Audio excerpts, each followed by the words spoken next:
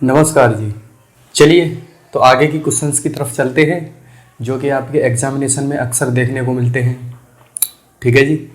इससे पहले कि मैं आगे क्वेश्चंस की तरफ बढ़ूं, मैं ये मान के चल रहा हूं कि जितने भी लेक्चर्स पढ़ाए जा रहे हैं वो आप डेली के डेली देख रहे हैं। ठीक है, उसके बाद ही ये अगला लेक्चर देख रहे हैं आप। ठीक है ना, क्योंकि पिछले लेक्चर्स अगर आपने नहीं देखे तो हो सकता है इनको देखने में मन भी ना लगे, आप डिसलाइक करके चले जाएं। ठीक है, तो मैं नहीं चाहता कि मेरा वीडियो आप डिसलाइक करें। इससे पहले पिछले लेक्चर्स ज़रूर देखें जिससे आपको कुछ चीज़ें समझ में आए, तभी इस क्लास का पूरा आनंद ले पाएंगे आप। ठीक है ना, जो कि आपके काम में भी आएगा। चलिए तो शुरुआत करते हैं। पहला क्वेश्चन आपकी स्क्रीन पे दिख रहा होगा।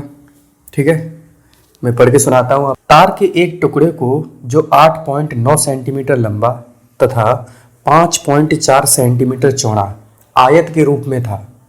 ठीक है ना, एक तार का टुकड़ा है, आयत के रूप में है, जिसकी लंबाई है 8.9 सेंटीमीटर, चौड़ाई है 5.4 सेंटीमीटर। नई आकृति प्रदान कर एक वृत्त के रूप में मोड़ा जाता है। अब ये जो तार आयत के रूप में था, इसको एक नई आकृति में मोड़ा गया, जो कि आकृति है क्या? वो वृत्त की आकृति है। ठीक है, तो इस वृत्त की त्रिज्या आपको बतानी है।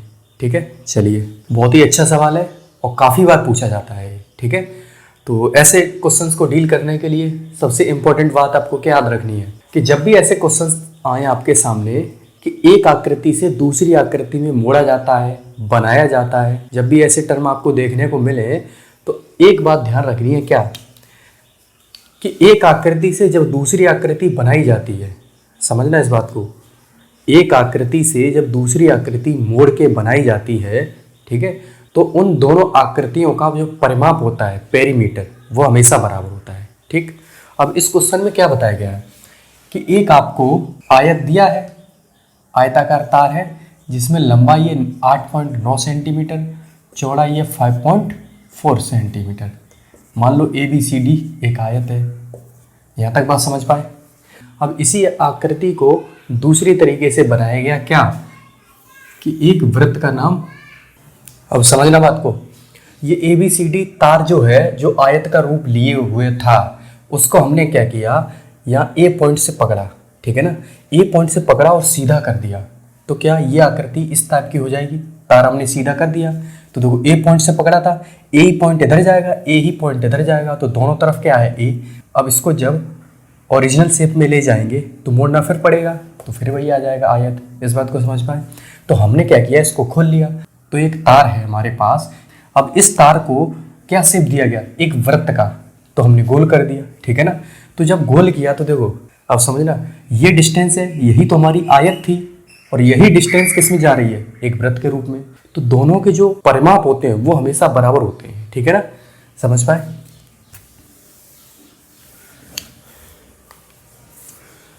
तो सिंपल हमको करना क्या है कि आयत का जो परिमाप होगा, आयत का परिमाप वो बराबर होगा किसके, वृत्त के परिमाप के। अब वृत्त का परिमाप, इसी को तो बोलते हैं परिधि। समझ पाए? तो कंफ्यूज नहीं होना है, ये परिधि और परिमाप एक ही बात। ठीक है, और देखो आयत का परिमाप होता क्या है, तो आप सिंपल कह देंगे 2 लंबाई प्लस चौड़ाई। ठीक है, वृत्त का परिमाप या फिर वृत्त की परिधि क्या होती है, तो आप कह देंगे 2πr। ठीक है, अब समझे, 2 8.9 प्लस 5.4 बराबर 2 गुणा पाई इंटू आर। ठीक है, इन दोनों को जब ऐड करेंगे तो 2 इंटू 8 5 13, 9 4 13, यानी कि 14.3। समझ पाए ना, 9 4 13, 1 8 5 13 1 14 बराबर 2πr। ठीक, अब देखो इस 2 को यहाँ से हम काट सकते हैं। ठीक है, तो पाई आर की वैल्यू कितनी आई, तो आप कहेंगे 14.3। आर की वैल्यू कितनी है, तो 14.3 अपॉन पाई। अब इस पाई की वैल्यू रख सकते हैं क्या, 22/7, यानी कि 14.3/22। और देखो 7 इसके बट्टे में होगा, वो कहाँ जाएगा, ऊपर। ये चीज़ तो आपको पता है ना, हमने A/B C/D सॉल्व करना बताया था ना, उसी मेथड से ये जाएगा। ठीक, अब आर की वैल्यू देखो निकालो। 7 का गुणा इसमें करें अगर, तो 7 का गुणा इसमें करेंगे तो 14 7 98, और ये कितना है 7 की 21, 2.1, 98 200, तो 100.1 अपॉन 22। अब देखो आर की वैल्यू कैसे बताएंगे, 22 का भाग दो, 22 चौक 88 पॉइंट लगेगा, 12 बचा 121 बनाएगा, 22 का भाग देंगे, 22 पंजे 110, 121 से 110 घटाएंगे तो 11 बचा, पॉइंट लगा है तो जीरो अपनी तरफ से बढ़ा सकते हैं, फिर 110 हो गया तो 22 पंजे 110, यानी कि 4.55 सेंटीमीटर। ये आई आपकी क्या, वृत्त की त्रिज्या। समझ पाए ना इस बात को। हमने सिंपल क्या किया, एक तार था आयत के रूप में, इसको वृत्त के रूप में ले जाना है हमको, तो दोनों के देखो परिमाप हमेशा बराबर होंगे। क्यों बराबर होंगे, हमने क्या बताया, ये तार जो लंबा लंबा था इसी को हमने मोड़ दिया। समझ पाए, ये तार अगर हमने यहाँ से खोला तो सीधा एक लाइन के रूप में होगा, उसी को हमने मोड़ दिया। तो लंबाई क्या थी, ये पेरीमीटर ही तो उसकी लंबाई थी तार की। अब उसी पेरीमीटर को देखो हमने मोड़ दिया इस वृत्त के रूप में। अब इसकी भी जो लंबाई होगी वो एक पेरीमीटर का ही काम करेगी ना, तो इसीलिए आयत का परिमाप वृत्त के परिमाप के हमेशा बराबर होगा। समझ पा रहे, एक फिगर को जब मोड़ कर दूसरा फिगर बनाया जाता है तो उन दोनों के परिमाप पेरीमीटर हमेशा बराबर होते हैं। ठीक है ना, बस वही हमने किया है कि दोनों के परिमाप हमने बराबर कर दिए। सिंपल हमने क्या किया, आर की वैल्यू फाइंड कर ली। अब देखो, अभी तो पूछा इसमें आर, अब ये भी पूछ सकता था कि उस वृत्त का क्षेत्रफल बताएं, तो क्या आप आसानी से बता सकते हैं ना क्षेत्रफल। सिंपल पाई आर स्क्वायर निकाल दो तो क्षेत्रफल आ जाएगा। यहाँ तक चीज़ें क्लियर है। चलिए अगला क्वेश्चन आपकी स्क्रीन पे है। ये भी अच्छा क्वेश्चन है, काफ़ी बार ऐसे क्वेश्चन पूछे जाते हैं। ठीक है, चलिए पढ़ के बताता हूँ मैं। हॉकी के डंडे पर पतली डोरी लपेटनी है। ठीक है ना, हॉकी तो देखी है आपने। चलिए, ये तो डंडे का व्यास 4.9 सेंटीमीटर। समझ पा रहे, हॉकी के डंडे पर एक पतली डोरी लपेटनी है, उस डंडे का जो व्यास है, यदि डंडे का व्यास 4.9 सेंटीमीटर हो और 250 फेरे लगाने हो। ठीक है, डंडा जो दिया है उसका व्यास है आपके पास कितना, 4.9 सेंटीमीटर। अब कंफ्यूज ना हो ना कि सर डंडा तो लंबा लंबा होता है, इसका व्यास कहाँ पे बात आ गई। ठीक है, अभी देखो समझाएंगे। 250 फेरे लगाने हैं, यानी कि जो डोरी पतली होगी जो लपेटी जाएगी डंडे पे, उसके कितने फेरे लगेंगे, 250 टोटल फेरे लगेंगे। तो कितनी लंबी डोरी की आवश्यकता होगी, यानी कि 250 फेरों में कितने मीटर लंबी डोरी यूज हो जाएगी इसमें। ठीक है, चलिए समझते हैं। हॉकी आपने देखी है, चलिए हॉकी बना लेते हैं। ठीक है, कुछ इस तरीके की हॉकी दिखती है। यहाँ तक चीज़ें क्लियर है। ठीक है, आप समझिए, डोरी लपेटी जानी है। मान लेते हैं क्या कि आपके पास ये डोरी आपने लपेटी, जब डोरी लपेटेंगे सर्कल का ही तो रूप लेगी। देखो मान लेते हैं थोड़ी देर के लिए हॉकी है ये, ठीक, तो इस पर जब पतली डोरी लपेटी जानी है तो ध्यान से समझना, एक राउंड जैसे ही लगाएंगे तो क्या वो राउंड एक सर्कल का रूप होगा। समझ पा रहे हैं ना बात को। अगर हॉकी पे हमको एक राउंड लगाना है किसी पतली डोरी से, तो क्या वो एक सर्कल का रूप होगा, वृत्त का रूप होगा। तो जो वो वृत्त बनेगा डोरी के द्वारा, उसी डोरी का जो व्यास दिया गया है वो कितना दिया गया है, आपको दिया गया है 4.9 सेंटीमीटर। यहाँ तक चीज़ क्लियर है। व्यास होता क्या है, 2r। 2r की वैल्यू 4.9 सेंटीमीटर है, तो r की वैल्यू कितनी होगी, तो आप कह सकते हैं 4.9/2। इसी को चाहो तो 49/20 सेंटीमीटर लिख सकते हैं। कोई समस्या तो नहीं, हमने पॉइंट हटाया, जीरो बढ़ा लिया। यहाँ तक चीज़ क्लियर हो रही है। वृत्त समझ पाए ना, डंडा है, हॉकी का डंडा देखो गोल होता है, उस हॉकी के डंडे पे हमने एक रबड़ लपेटी या फिर पतली एक डोरी लपेटी, तो क्या वो वृत्त का रूप लेगी। समझ पाए कैसे, देखो हॉकी का डंडा अगर ऊपर से देखेंगे तो एक सर्कल ही तो होता है।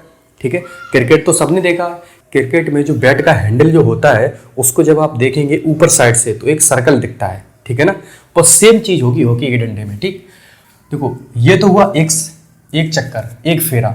ऐसे फेरे कितने लगाने हैं आपको, ऐसे फेरे आपको लगाने हैं टोटल 250। समझ पाए, 250 फेरों में वो यहाँ तक कवर हो पाएगी। ठीक है, तो ध्यान से समझना, फेरे कितने लगाने, फेरे होंगे 250 राउंड्स। ठीक है, 250 राउंड्स। ठीक है ना, जो चक्कर होंगे फेरे होंगे वो आपको 250 लगाने होंगे। अब समझे बात को। अब आप हमको एक बात बताना, जब ये एक फेरा लगा तो इसने कितनी डिस्टेंस कवर की। क्या पूछा हमने, जब हॉकी पे एक पतली डोरी का एक फेरा लगा तो डिस्टेंस कितनी कवर हुई। तो आप कह सकते हैं कि एक फेरा लगाने में हमारी डिस्टेंस जो कवर हुई वो एक सर्कल का 2πr, यानी कि सर्कल की पेरीमीटर परिधि के बराबर डिस्टेंस कवर की। यहाँ तक चीज़ें क्लियर है, समझ पा रहे हैं चीज़ों को। एक सर्कल जब हमने इसमें फंसाया या फिर यूँ कह ले डोरी से एक चक्कर लगाया, तो क्या हम पेरीमीटर के बराबर ही डिस्टेंस कवर करेंगे। इसको भी देखो समझ लो, हम क्या करते हैं यहाँ से इस तार को काट देते हैं। जो भी डोरी है वो, उसको मैंने काटा, ये पॉइंट मान लेते हैं ए, ये पॉइंट मान लेते हैं बी। जब इसको हमने इस तरीके से खोला तो क्या वो एक लंबी डोरी के समान खुलेगा, ठीक है ना। ए पॉइंट देखो इधर आ गया, बी पॉइंट इधर आ गया, इसको खोला तो एक लंबी डोरी के समान ही खुला। अब यही डिस्टेंस जो है वो है क्या, यही तो है हमारी पेरीमीटर 2πr। समझ पा रहे हैं चीज़ों को, बात क्लियर है ना। अब समझें, अगर ये पेरीमीटर है, अगर ये पेरीमीटर है, सरकमफ्रेंस है, तो उसको सी मानेंगे, है कितनी 2πr। आप समझिए 2 इंटू पाई की वैल्यू 22/7, आर की वैल्यू आपके पास क्या है 49/20, इतने क्या हो जाएगा, इतने सेंटीमीटर। एक चक्कर लगाने में जो डिस्टेंस कवर करनी है उस डोरी के द्वारा हॉकी स्टिक पे, वो क्या होगी, एक पेरीमीटर सरकमफ्रेंस के बराबर, जो कि आपकी कितनी है 2πr। 2 इंटू पाई की वैल्यू 22/7 रखी, आर की वैल्यू आपको पता है 49/20, ठीक है। समझे बात को, 7 से ये 7 बार, 2 से काटेंगे तो 10 बार, 22 7 154 अपॉन ये 10, इतने क्या सेंटीमीटर। यानी कि एक चक्कर लगाने में, समझना बात को, हॉकी स्टिक पे एक चक्कर लगाने में उसकी सरकमफ्रेंस के बराबर डिस्टेंस कवर हुई उस पतली डोरी के द्वारा। अब वो डोरी के द्वारा जो डिस्टेंस कवर हुई वो सेंटीमीटर में कितनी है, तो हमने निकाली 154/10 सेंटीमीटर। यहाँ तक चीज़ें क्लियर है ना आपको। चलिए अब आपको एक बात बताई गई है, क्या क्वेश्चन में बोला गया है कि ये हॉकी का जो डंडा है इस पे टोटल फेरे जो लगने हैं, टोटल राउंड लगने हैं, वो कितने लगने हैं 250 लगने हैं। तो क्या आप लिख सकते हैं यहाँ पे कुल लंबाई, यहाँ पे लिख सकते हैं क्या, डोरी की कुल लंबाई वो कितनी होगी। तो आप कहेंगे क्या कि एक चक्कर लगाने में आपको डिस्टेंस कवर करनी पड़ी कितनी 154/10 सेंटीमीटर। अब ऐसे हैं कितने राउंड, तो आप कह सकते हैं कि 250, इतने क्या हो जाएगा सेंटीमीटर। यूनिट तो देखो सेंटीमीटर में चल रही है ना। चलिए 0 से 0 खत्म। अब आप क्या करें, इस 25 का गुणा 154 में कराएं, तो देखो 25 चौक 100, 10 25 पंजे 125 और 10 135, 13 25 सेकंड 25 25 13, तो आप कहेंगे 38, इतने क्या सेंटीमीटर। तो देखो हॉकी स्टिक पे जो तार की लंबाई होगी टोटल 3850 सेंटीमीटर की होगी, ठीक है ना। 3850 सेंटीमीटर अगर आपके पास तार है तो आप इस हॉकी स्टिक पे 250 फेरे लगा सकते हैं, ठीक है ना। आप शुरुआत करेंगे शुरू से, फेरे लगाते हैं लगाते हैं लगाते हैं, 250 फेरों में पूरी हॉकी स्टिक उस पतली डोरी के द्वारा कवर हो जाएगी, ठीक है। अब ये आंसर आया है सेंटीमीटर में, आपको ऑप्शन में मीटर में भी देखने को मिल सकता है। तो क्या आप बता सकते हैं 1 मीटर में कितने सेंटीमीटर होते हैं, तो आप कह देंगे 100 सेंटीमीटर। इसी बात को आप क्या बोल सकते हैं कि 100 सेंटीमीटर बराबर होता है 1 मीटर। तो क्या 1 सेंटीमीटर बराबर बता सकते हैं कितना होगा, तो आप कहेंगे 1/100 मीटर। समझ पाए। अब ये सेंटीमीटर है कितने 3850, इसको अगर आप मीटर में कन्वर्ट करें तो क्या आप 3850 इंटू 1/100, इतने क्या मीटर बोल सकते हैं, बिल्कुल बोल सकते हैं। तो देखो 100 से जब भाग देंगे तो 2 अंक बाद आपका पॉइंट लग जाएगा, तो आप कह सकते हैं कि 38.50 मीटर, इतने मीटर डोरी की आपको आवश्यकता होगी इस हॉकी स्टिक को पूरा कवर करने के लिए। समझ पाए, यहाँ तक चीज़ क्लियर है। अच्छा सवाल है, ध्यान से समझना है इसको, ठीक है ना। एक जब आपने चक्कर लगाया तो वो आपका क्या एक सर्कल नुमा बनता है ना। सर्कल नुमा अगर बनेगा तो एक परिधि की बराबरी क्या वो डिस्टेंस कवर करता है जब एक चक्कर लगाएगा। तो हमने निकाल लिया कि एक चक्कर लगाने में सेंटीमीटर में कितनी डिस्टेंस है, तो आप कह सकते हैं कि 154/10 सेंटीमीटर, ठीक है। अब ऐसे चक्कर लगाने कितने हैं 250, तो सिंपल आप 250 का गुणा कर दें, आपके पास टोटल तार की लंबाई आ गई 3850 सेंटीमीटर। इतना तार अगर आपके पास है तो उस हॉकी स्टिक को पूरा कवर कर देंगे, ठीक है। अब मीटर में पूछा है तो 100 से भाग दे दिया, सिंपल है, चीज़ें समझ में आई, ठीक है। चलिए नोट कर लीजिए यहाँ तक। चलिए अगला क्वेश्चन आपकी स्क्रीन पे है जो कि आपको होमवर्क है, ठीक है ना। इसका आंसर आपको कमेंट कॉलम में बताना है। सेम क्वेश्चन है, मैं पढ़ के बता देता हूँ। क्या लोहे के पतले तार से समान व्यास के 8 छल्ले बनाए जाते हैं, ठीक है ना। अभी देखो बात कितने छल्लों की थी 250 की, इसमें कहा है केवल 8 बनाए जाते हैं, ठीक। यदि एक छल्ले का व्यास 22.75 सेंटीमीटर, समझ पाए 22.75 सेंटीमीटर हो तो छल्लों को बनाने में कुल कितने मीटर तार लगेगा, क्लियर है ना। अभी देखो आपके पास क्या था, एक छल्ला बनाया, ठीक है ना, एक वृत्त बनाया। छल्ला जो होगा वो भी क्या सर्कल का रूप होगा। तो एक छल्ला बनाया था आपके पास 154/10 सेंटीमीटर, आपको बनाने कितने थे, 250 की जरूरत थी, ठीक है। इसमें क्या है, इसमें जरूरत कितने की, 8 छल्लों की है। तो क्या आप आसानी से निकाल सकते हैं, बिल्कुल, तो निकाल के बताएंगे आप, ठीक। चलिए अगला क्वेश्चन आपकी स्क्रीन पे है। एक तार को जब एक वर्ग के रूप में मोड़ा जाता है तो वह 484 सेंटीमीटर स्क्वायर क्षेत्रफल घेरता है, ठीक है ना। बात को समझना ध्यान से। एक तार है, जब एक वर्ग के रूप में मोड़ा जाता है, ठीक है, हमने उस तार को एक स्क्वायर का रूप दे दिया, एक तार को हमने एक स्क्वायर वर्ग का रूप दे दिया, तो इसके द्वारा घेरा क्षेत्रफल यानी कि जो ये घेरा यानी कि जो ये एरिया घेर रहा है वो कितना है, तो आप कह सकते हैं 484 सेंटीमीटर स्क्वायर, ठीक है। घेरा गया क्षेत्रफल क्या होगा जब उसी तार को एक वृत्त के रूप में मोड़ा जाता है, ठीक। अब यही तार जो है इसको रूप देंगे किसका, एक सर्कल का। तो इस सर्कल की रेडियस अगर r है तो क्षेत्रफल हमको बताना है, ठीक है। पाई r स्क्वायर कितना होगा ये चीज़ आपको बतानी है, ठीक। तो क्या आप सिंपल बता सकते हैं। तो देखो अभी अभी हमने आपको क्या बताया कि जब भी एक आकृति से दूसरी आकृति मोड़ के बनाई जाती है, ठीक है ना, एक तार से जो कि आपको पहले किसी और शेप में था, उस शेप से जब दूसरे शेप में कन्वर्ट किया जाता है तो दोनों के पेरीमीटर बराबर होते हैं। अभी अभी आपको बात बताई, ठीक है ना। चलिए, तो क्या आप यहाँ पे लिख सकते हैं, क्या वर्ग का परिमाप जो होगा वो किसके बराबर होगा, वृत्त के परिमाप यानी कि वृत्त की परिधि के बराबर, वृत्त की परिधि। और वर्ग का परिमाप क्या होगा, 4 इंटू साइड हम मान लेते हैं इसकी a है, ठीक है। तो 4a बराबर होगा किसके, 2 पाई r, ठीक है। चलिए अब अगर आप देखें, अब ध्यान से समझना, आपको जरूरत है किसकी, साइड की, भुजा की, किसकी, वर्ग की भुजा की। लेकिन आपको वर्ग की भुजा ने दे करके वर्ग का क्षेत्रफल दिया है, तो क्या आप सीधा वर्ग की भुजा अगर निकालना चाहें तो क्या है, क्षेत्रफल होता क्या है, तो आप सिंपल कह सकते हैं भुजा का वर्ग। वो कितना दिया है, 484 सेंटीमीटर स्क्वायर। तो देखो स्क्वायर जब इधर जाएगा तो क्या ये रूट चढ़ेगा, रूट चढ़ेगा तो क्या आप बता सकते हैं 484 किसका रूट होता है, तो आप सिंपल कह सकते हैं 22 का। वर्ग तो उम्मीद है कि आपने 30 तक कर लिए होंगे याद, ठीक है। तो भुजा का मान जो आएगा आपके पास कितना आया, 22 सेंटीमीटर, ठीक है। अगर आपसे पूछा जाए परिमाप क्या है तो क्या कह सकते हैं, 4 इंटू भुजा जो कि कितनी है 22 बराबर 2 इंटू पाई की वैल्यू कितनी है 22/7 होती है, वो रख दीजिए, इंटू r, ठीक है। अब समझना, 22 चौक 88, 22 दूनी 44/7 इंटू r। इस 44 से 88 दो बार कैंसिल होगा, r की वैल्यू आपके पास कितनी आई, तो कह सकते हैं 7 इंटू 2 यानी कि 14 सेंटीमीटर, ठीक है। अगर आपके पास सर्कल की रेडियस आ गई तो क्या आप वृत्त का क्षेत्रफल बता सकते हैं, बिल्कुल बता सकते हैं। पाई की वैल्यू रखिए 22/7 इंटू 14 इंटू 14, 7 से काटेंगे दो बार, 22 इंटू 28, ठीक है। 22 का पारा सीधा याद होना चाहिए, या फिर 28 दूनी 56 और 5 61, तो 616 सेंटीमीटर स्क्वायर। यहाँ तक चीज़ें क्लियर है। तो क्या इस क्वेश्चन को समझ पाए कि एक शेप से जब दूसरा शेप बनाया जाता है तो उनके पेरीमीटर हमेशा बराबर होते हैं, समझ पाए।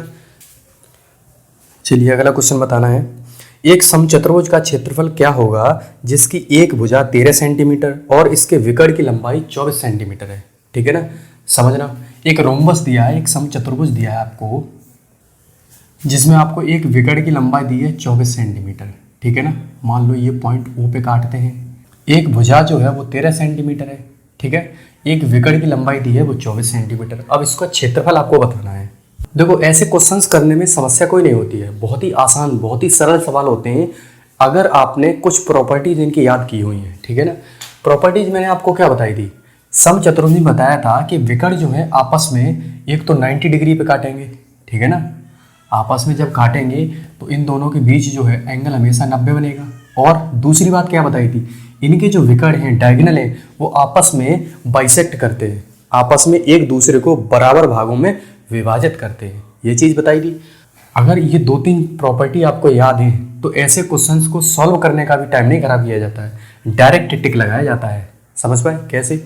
चलिए अगर ये बाइसेक्ट करते हैं तो क्या आप बता सकते हैं कि ये अगर पूरा 24 तो पहला विकर्ण मानते हैं D1 है, वो आपके पास 24, D2 आपके पास नहीं है। अगर D2 होता तो आप एरिया तुरंत बता सकते थे, क्या, हाफ D1 इंटू D2।